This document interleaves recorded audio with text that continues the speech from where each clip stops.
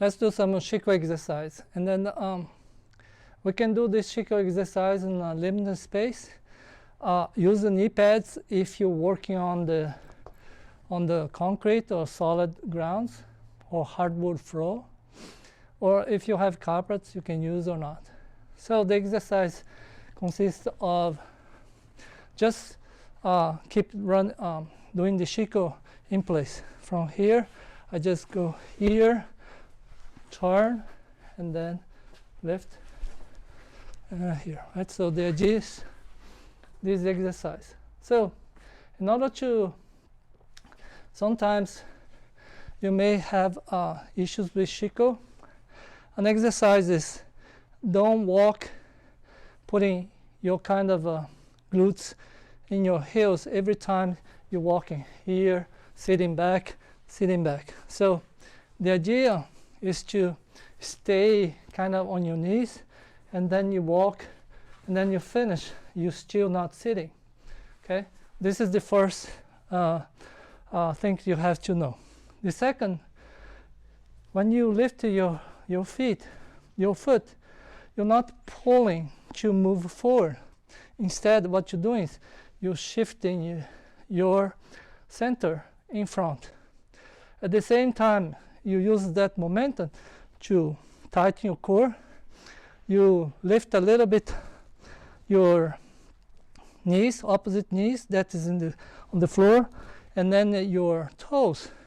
You lift, and then you try to glide. If you're still having hard times to do that, what you can do is make a little jump, right? So jump, and then again shift. At the same time, you pulling your back leg and then the toes together here, right?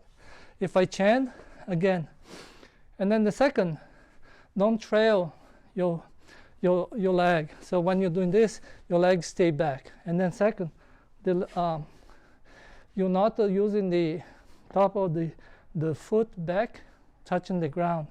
It's kind of, you have to have the toes bent. It's like you're running, ready to move. So again, shift your weight. At the same time, you glide. You lift enough to glide, depending on the surface. Sometimes the surface is thick, so you have to lift more. If the surface is very slip, you don't have to do very much. But you're using your core and then lifting. So here, I'm shifting my body at the same time. Boom. So a good exercise is to do one leg always, and the same exercise with the other leg. So you shift, and then you can see that I'm gliding. Boom. Okay? So now, exercise here is you move forward, and then here, and then when you're gonna drop this, the top leg, don't fall this way. It's gonna hurt. So the idea here is to lean back so you can slow down the movement of the touch. And then once you have this touch, you can use your hips to lift the other leg. So again, this side, we move this way, and then here, slow down, leaning, and then you use your hips to lift the other leg, the other knees, and at the same time, you have the 90 degrees position. So the 90 degrees, right? So here. So the idea is here. Here, you shift, slide, and then down. Okay?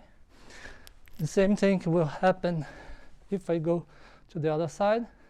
Here, slow down, and then up. So when you are comfortable doing this, now we will do the turn. The turn, the idea is you move, and then you put your two knees together.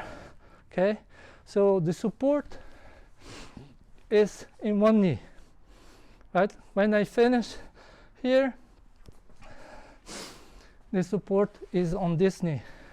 The knee together, kind of my body is kind of a line in the knee to hips to crown of the head. And then what I do is I change the side. And then from here, I will use my hips to turn, right? So to start, you can just, and then you shift the weight to the other knees. And then you use the hips, and then you lift the two feet from the ground, and then the opposite knee. And then you turn this way, 180 degrees, right? So again, from here, if I want to turn this way, I kind of lift the toes here, and then the knees, right? And then I use the hips all together, and then here, okay? That's the secret of turning. So it's not really adjusting the knee pad. So now we can do an exercise in place, going back and forth without going too long. So the exercise will be a combine of doing one step Shikko and then the 10 count.